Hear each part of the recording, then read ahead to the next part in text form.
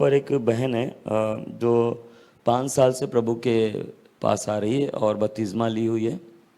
वो उसने अपने जीवन भर कभी मीट नहीं खाया, कोई भी चिकन मटन कुछ एग नहीं लिया। मगर जब चर्च में आए तो कुछ लोग जो है अंडा मीट मछली सब खाते हैं। तो वो बहन का सवाल है, क्या मुझे ये खाना चाहिए चिकन मटन या नहीं खाना चाहिए? और बाइबल भी इसके बारे में क्या कहती है, चिकन के बारे में, मटन के बारे में, मीट के बारे में? क्योंकि हम देखते हैं कि कई संस्थाएं हैं जहां पर वो कहते हैं कि हमें मीट मछली अंडा ये तो मांस हमें खाना ही नहीं चाहिए क्योंकि ये पाप है। तो इसके बारे में बाइबल भी क्या बोल रही है? परमेश्वर खाने पीने के विषय में इस्राएल लोगों को परमेश्वर कुछ नियम दिया था। पवित्र वस्तु क्या है, अशुद्ध वस्तु क्या है, क्या खाना है, क्या नहीं खाना है। अगर उस इलाका में खाने वाला वस्तु हमारे इसी पंजाब में, हमारे हिंदुस्तान में खाने के लिए लोग नफरत करता है। लेकिन आज का प्रॉब्लम क्या है, लोगों का ये शिक्षा है तुम लोग मीट नहीं खाना है, मीट खाने से तुम पापी बन जाता है। लेकिन हम लोगों को बातों से पीछे जाने से बढ़िया होगा परमेश्वर को वचन के पीछे जाना बहुत अच्छा लगेगा। क्योंकि प्रभु यीशु मसीह ने कहा तुम तुम्हारा जो बाहर से अंदर जाता है वो तुमको अशुद्ध नहीं करता है, जो अंदर से बाहर आता है वो तुमको अशुद्ध करता है। इसी विषय में ध्यान रखना है। दारू पीने के लिए साफ परमेश्वर ने मना किया है, ये वचन को पकड़े दारू पीना नहीं है, ठीक है। मीट मच्छी अंडा इसी विषय में लोग वैसे की शिक्षा देता है। लेकिन प्रेरितों का 15वां अध्याय में अन्य जाति से प्रभु के पास आया हुआ लोग का बीच हुए और यहूदियों के बीच में टक्कर हो गया था, वहां पर समस्या आया। तब पत्रोस याकूब यूहन्ना ये सभी मिलकर, सारे प्रेरित लोग मिलकर यरूशलेम काउंसिल में ये लोग आपस में इस विषय को चर्चा करने के बाद एक कंक्लूजन में आया। ये कंक्लूजन यही था, मूर्ति के आगे चढ़ाए गए वस्तु खाना नहीं चाहिए। दूसरी है जो गला कूटा है वो खून है, ये वस्तु को कभी भी इस्तेमाल नहीं करना है। व्यभिचार का विषय को साफ मना किया है। और पौलुस तीमुथियुस को अंत का समय के निशान में एक बात बताया है। अंत का समय वैसे की टाइम आने वाला है, बहुत तो बड़ा मुश्किल का समय आने वाला है। वैसे उस समय कुछ लोग शादी को भी मना करेगा है, और खाने पीने के विषय में भी लोग क्या करेगा, मना करना शुरू करेगा। समझ गया ना? लेकिन पौलुस ने इसके शब्द बताया था, तुम्हारा प्रार्थना करने से, भोजन के लिए धन्यवाद करने से ये भोजन शुद्ध हो जाता है।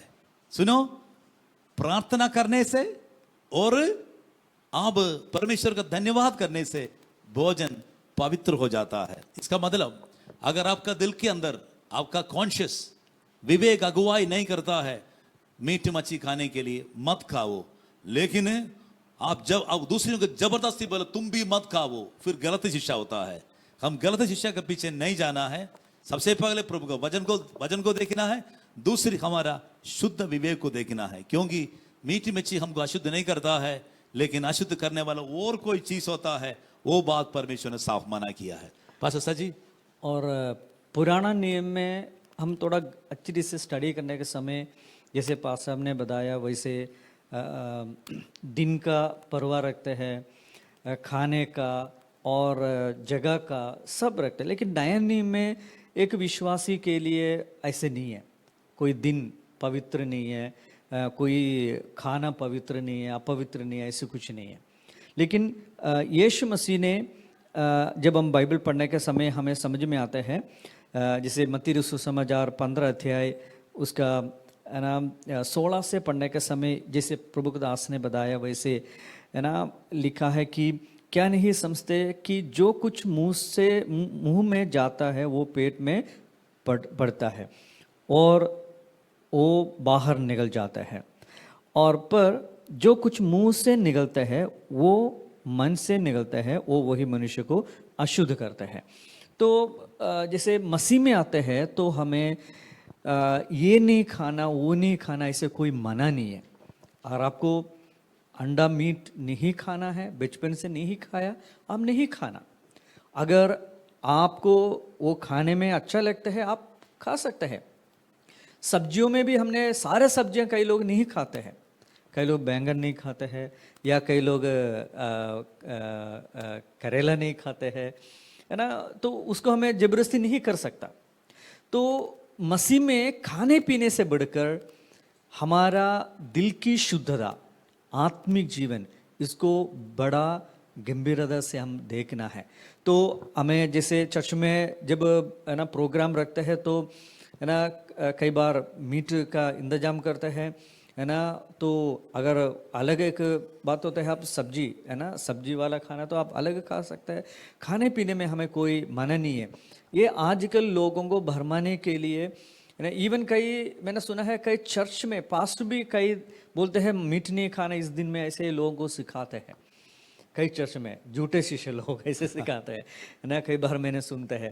तो लोग है ना अपना लोगों को अपने पास रखने के लिए बहुत तरीकाएं करते हैं, है ना, ये नहीं मानना, ये करना, ये नहीं खाना, ऐसे।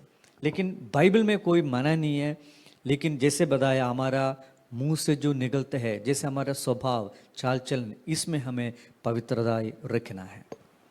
इसमें एक और बात है, मैंने हमारे चर्च में मीट के लिए प्रेफर नहीं करता, क्योंकि पहले कुछ लोग जो नया नया लोग आते उसका ठोकर के कारण होता है, समझिए ना। क्योंकि इसलिए मैं तो पर्सनली जो लोग अपना घर में खाओ, हम किसी को मना नहीं करता हूँ।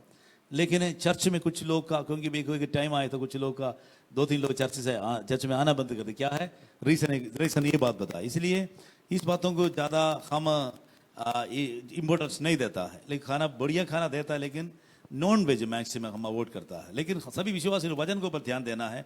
रोमन के पत्र 15वां-16वां अध्याय में लिखा है, परमेश्वर के राज्य खाना पीना नहीं है।